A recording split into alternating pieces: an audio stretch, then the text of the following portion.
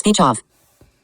Hi guys, welcome back to my channel. So I'm here to do my November wrap up. I'm gonna do my best here. I'm still sick.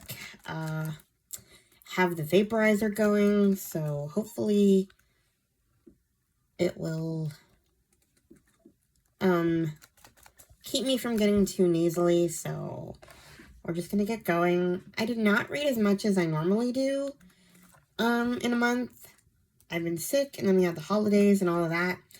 I did read a good amount, though. I think I read 15 books. So, yeah, it was still decent. I'm not saying I read nothing, but to go 2 weeks with barely 1 or 2 books, yeah, not usually my thing. Anyway, let's just get started. So the first thing I read is The Nanny Outside the Gates by Sherry J. Ryan. I gave this 5 stars. I've been looking forward to this for a while. It came out on Kindle first, and then the audio came out right at the beginning of November, so I got really excited. And it was the first thing I had to read, that I wanted to read.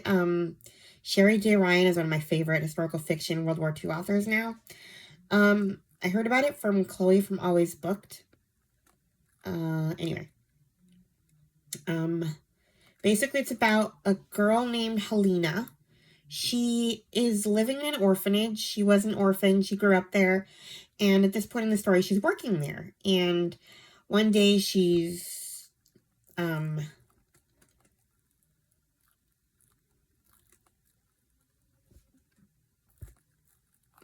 basically walking,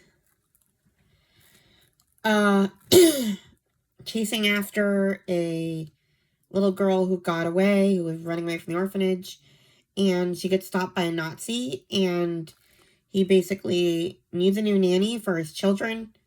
And he basically tells her, you either come with me and be my nanny, or you go into Auschwitz, because Auschwitz is, like, right next to the orphanage. So, she ends up working in this Nazi home as the children's nanny.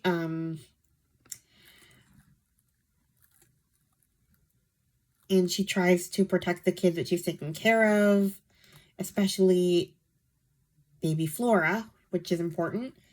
And she meets Gabrielle, who's another Jewish prisoner doing hard labor in the officer's home. He's actually in Auschwitz, so yeah. I can't really say much more than that, but it's a really good story, and yeah, I really enjoyed it. Then I read My Good Side by Sheena Shea. This one was a complete what the heck am I reading? I had no plans to read this because I don't know, like, I watch Vanderpump Rules, but I don't know. I was never that interested in Sheena, but I was bored one day and I was looking at the Skip the Line loans on Libby, and I saw this one and I was like, all right, why not? It's a nonfiction November. Why not? It's free. I'll listen to it. I gave it 4 stars. It was interesting. It was actually more interesting than I thought it would be. I don't know. Not much to say. It's kind of cool to get some behind the scenes stuff from the show. But yeah, other than that, it was fine. It was a memoir. It was whatever. Then I read The Unselected Journals of Emma M. Lyon, volumes 7 and 8. Gave them both 5 stars. I'm very sad to be done with these books. I'll probably start them over again. Just because I read them so fast. For Epistolary January, maybe.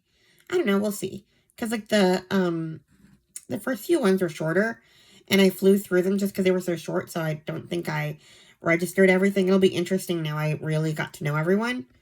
But I cannot wait for Volume 9. Volume 8 was really interesting because you got to see Emma outside her environment, and kind of what outsiders of St. Crispian's think of her friendship with these 3 guys that she's friends with. It was interesting. So yeah, I'm gonna miss these people. I cannot wait for book 9, volume 9. Any ideas when it's coming out, Jen? from Jen's reading life. I need to listen to her lives for all the books. Because she did like a read through before they were even on audio. I kind of want to do another one. Anyway, next I read The Last Bookshop in London by Madeline Martin. I give this one 4 stars. I heard about it from Mitzi Reads and Writes and Keisha from A Book Like You. I heard like really good things about this book, and it was just okay for me. I read more interesting World War II books. It was basically, it's about what's her name? Grace Bennett. She moves to London. She always wanted to work there and live there, and you know, she moves there right before the war starts, and she's there during the Blitz. She works for this bookshop. It's kind of a curmudgeon-y old guy who didn't necessarily want any help in his bookshop, but you know, she charms him. She brings the place to life. People bond over books. It's very, I mean, there's a lot of war stuff in it, you know, where bombs are falling. It's very depressing at times. You feel the despair of the Blitz for sure. But yeah, I don't know. It wasn't one of my favorite World War II books I've ever read, but I enjoyed it. I gave it 4 stars. It was a good read. Then I read The Baby on My Doorstep by Miranda Smith. This is another Chloe recent release that she talked about in her recent releases video. I had bought a few Miranda Smith audiobooks already, but I hadn't actually read any. And now I need to go remedy that immediately because I love this one. I gave it 5 stars. Did I say that already? I don't know. But basically, this woman, she thinks her sister was killed a year ago by her boyfriend. And one day she wakes up to find a baby on her doorstep. And basically the police tell her, like, we need to do a DNA test to make sure you're not related to this baby. And it turns out she's related to this baby. And it's her sister's baby. So what's up with her sister? Clearly she was alive to go through an entire pregnancy and have a 3-month-old, or I forget how old this baby is. So yeah, it was an interesting read. Yeah, twists and turns I did not see coming. I can't say more than that. You need to go along for the ride with this one. Then I read The Endless Beach, Island of Muir, book number 2 by Jenny Colgan. I give it 5 stars. Can't really talk about it much. I'm going to read the Christmas ones this month.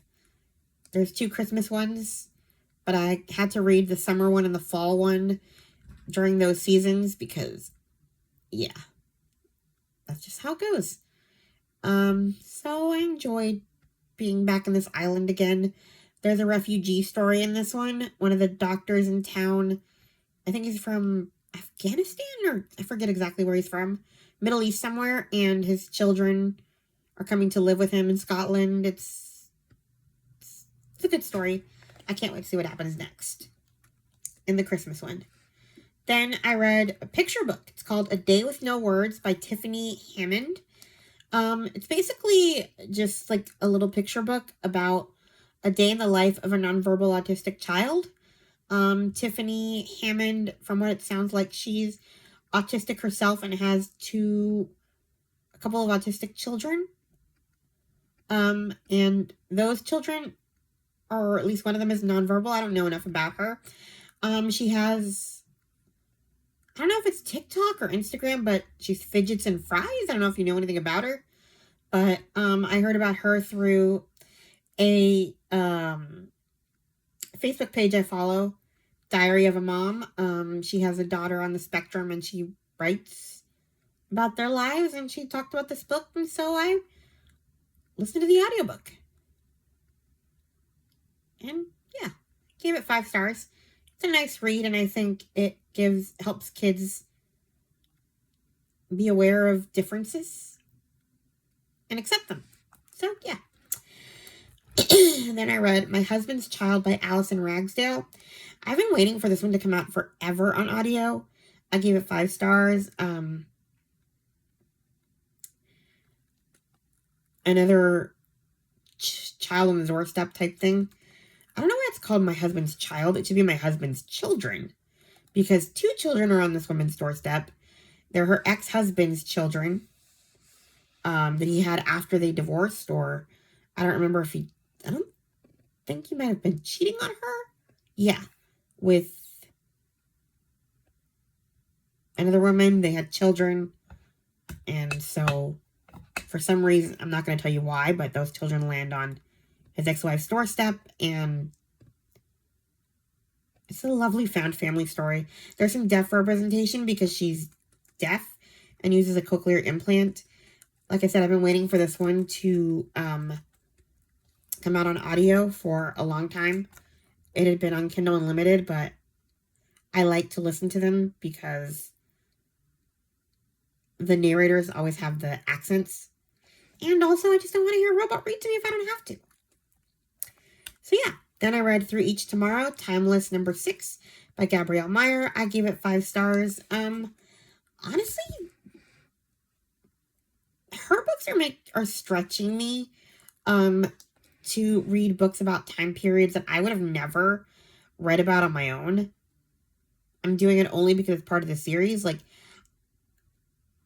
there is no time period I want to read about least than the royal family. I do not care about,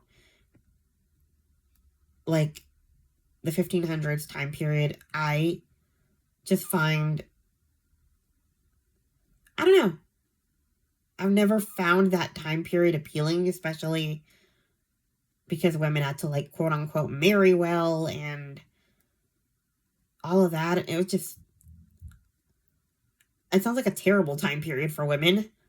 And honestly, she kind of portrays that a bit. And honestly, not a great time period for men because they're like, I don't know. Both time periods sounded difficult. Because in this book we have a male time crosser, and he's like the head of his family in both time periods, and he has to take care of the women. And I'm like, man, I'm glad I live in the 21st century where I can tell the man to go jump in a lake and I can make my own decisions, because this whole thing was just frustrating me, and I had to keep reminding myself this is a time period. But I was rooting for one of the romances a lot. Honestly, both of the romances I really enjoyed for once. And I was getting mad at the people who were trying to keep them apart. Including, I don't know, it was a good read, but the time period itself just made me want to throw the phone against the wall repeatedly because it was frustrating. Then I listened to Harry Potter and the Sorcerer's Stone, the dramatized edition. I give it 5 stars. It's like the new Audible editions with the full cast audio. I'm not sure. They're not super popular. I keep seeing bad reviews. I enjoyed them because I like a dramatized audiobook. I think what people don't like is that there's like a narrator, so you hear the child's voice, like Harry talking, and then you hear the narrator say, "Said Harry," stuff like that. I got used to it. I enjoyed it. I think it's worth it for the sound effects and the voices.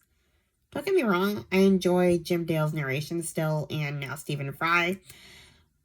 So yes, now I pretty much will own all 3 versions of the books. But hey, I'm no worse than anybody else who's buying Harry Potter merch, right? Chamber of Secrets Dramatized Edition is coming out in a couple of weeks, so that'll be my next one. It's an interesting way to reread them. Then I read Love Times 3, Our True Story of a Polygamous Marriage, by Joe Darger, and I didn't write all the wives' names. Alina, Val, and Vicky, I think, Darger. I gave it 4 stars. I didn't even realize this book was on audio. I was going to listen to Tija's narration. She's she does like commentary on different TV shows, and she reads aloud from the different memoirs from the polygamous families. And I ended up buying the audiobook. I got excited because, it's a professional narrator. And there's 4 different narrators. We have one male narrator for Joe and then narrators for the 3 wives. I actually hated the guy who narrated for Joe. His voice was just annoying. So every time that Joe had a part, I would listen to Tisha read Joe's parts because I couldn't stand this guy's voice. And yeah, so I was alternating between her reading and then the audiobook for the women. I'm probably going to read Kristen Decker's book maybe in January. I don't know. I don't think I want to read anything sad and depressing in December. So we're done with memoirs. But this one was interesting. I still need to listen to the Sister Wives Professor. He's a podcast I listen to about Sister Wives, and him and his wife covered that book. He has thoughts. Call me gullible, but I fell for their family, and the part where they talked about their daughter who passed away as a baby made me bawl my eyes out, hence why the high rating. I don't know. Maybe he'll make me change my mind when I listen to his discussion, but as of now, I like them. I can't help it. Then I reread The Brutal Telling, Chief Inspector Armand Gamache, number 5 by Louise Penny, and Bury Your Dead, which is number 6 in the series. I'm trying to catch up to the currently reading podcasts, Journey Through 3 Pines episodes. Basically, Meredith does like a little bonus episodes on the currently reading podcast where they go over a 3 Pines book. I'm really behind. I think they're on book like 9 or something. So 8? I can't remember. But yeah, I'm kind of behind, so I want to catch up. So I read those 2 because they kind of go together. So I gave the first one 5 stars, the second one 4 stars. So yeah, it's nice to reread them. The last book I read was If I Were You by Lynn Austin. I gave this one 4 stars. I heard about this one from Katie from Paperbacks and Ponytails. This one is about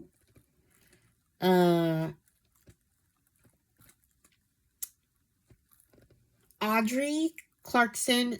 In 1950, she leaves her manor house in England for a fresh start in America with her 4-year-old son. She's a widow. She needs the support of her American in-laws, whom she has never met. But when she arrives, she finds out that her longtime friend, Eve Dawson, has been impersonating her for the past 4 years and saying that her son is their grandson. So basically, we find out why she's been doing this, and you kind of go back in time to see their friendship and how everything turned out. And yeah, it was a good read. I gave it 4 stars. That was the only book I read that last week of Thanksgiving. It was like my last read of the month. I read it on Thanksgiving Day, and yeah. So that is everything I read in November. Please like, comment, and subscribe. I'm sure my video for December will be longer. I already read like 5 Christmas books, so I'm on a roll here. So yeah. Please like, comment, and subscribe, and I'll talk to you guys in my next video. Bye!